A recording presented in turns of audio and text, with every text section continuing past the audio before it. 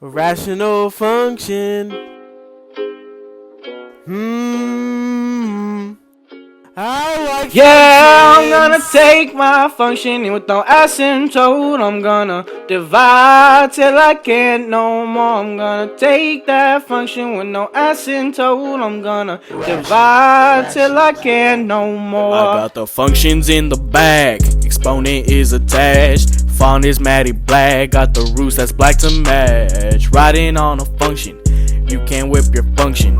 I've been in the function, you ain't been up off that ration now. You cannot divide that function.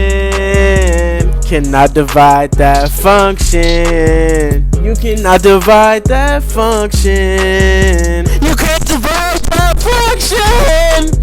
Graphing on a function, slaying all in my function, 0 on my function, you can go and function. My life is a function, asymptotes and zeros, calculator from Gucci, Wrangler on my function. You cannot divide that function. Cannot divide that function. You cannot divide that function. You can't divide that function. I'm gonna take my function with no asymptote. I'm gonna divide till I can't no more. I'm gonna take that function with no asymptote. I'm gonna divide till I can't no more.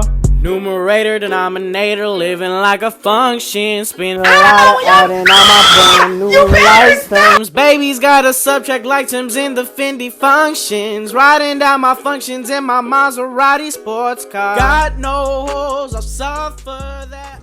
Hey yo, Rich Boy Check. Howdy there, partners. Today, my name is Chidozie Abuwachi, and we're going to solve another math problem. So this math problem entails a rational function. Yes, a rational function. Okay, so the rational function that we're dealing with today is 4x squared minus 36 over x squared minus 2x minus 8. What the heck, my dude? So the first thing you need to do to do a rational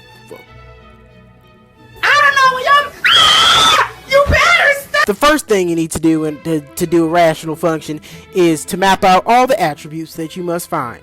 First, you need to find the x-intercept, then the vertical asymptote, then the y-intercept, then the horizontal asymptote. Get it? Got it? Good. Okay, so we're going to start off by factoring out the numerator. In this case, we can factor out a 4 because 4 and negative 36 share a common factor of 4.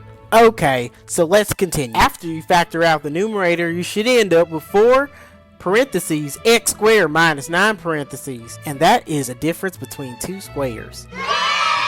X squared minus 9 can be factored out to x plus 3 and x minus 3, which means the x-intercepts are plus or minus 3. So the points would be 3, 0, and negative 3, 0. Yee. Now you must factor out the denominator. To factor out the denominator, you can use a plethora of methods. You can use the quadratic equation, or you could just guess.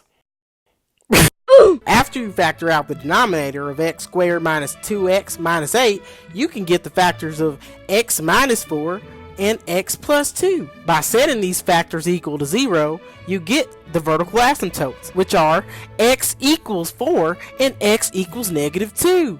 Yee! So you probably feel smarter than a donkey on a stick. So after you find the vertical asymptote, you have to find the y-intercept. To get the y-intercept, you plug in 0 for all the x's. And when you do that, you get negative 36 over negative 8. And that simplifies to 9 over 2. So the point would be 0, 9 over 2. Thank you! Next! The next thing you do is find the horizontal asymptote. To find the horizontal asymptote, you use this acronym. Bobo Bottom eats DC. Bobo means bigger on bottom, which means the asymptote is 0. Bottom means bigger on top, which means there's no asymptote involved. And eats DC means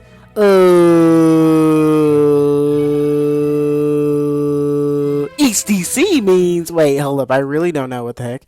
So, after doing a lot of conclusive research on the interwebs, I found that each DC means exponents are the same divide coefficients. And since the power in the polynomial of the denominator and the numerator are the same, we divide the coefficient of the leading term. So the leading term in the numerator is 4, and the leading term in the denominator is 1. So 4 divided by 1 is 4. So that means the horizontal asymptote is y equals 4. And since the factors in the numerator and the denominator are different, there are no holes. There's no holes.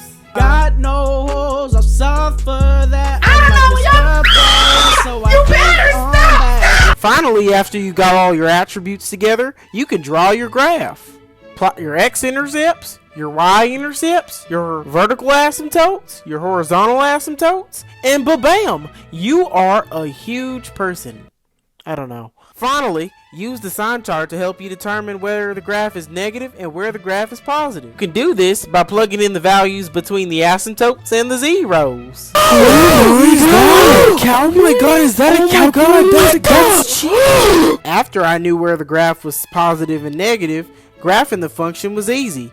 I just hugged the asymptotes and graphed the function. But always remember, if you need to, you can pass a horizontal asymptote, but you can't pass a vertical asymptote. Here's the graph that I drew, and here's the graph that Desmos did for me. And for God's sake, don't use Desmos! Howdy there, partner.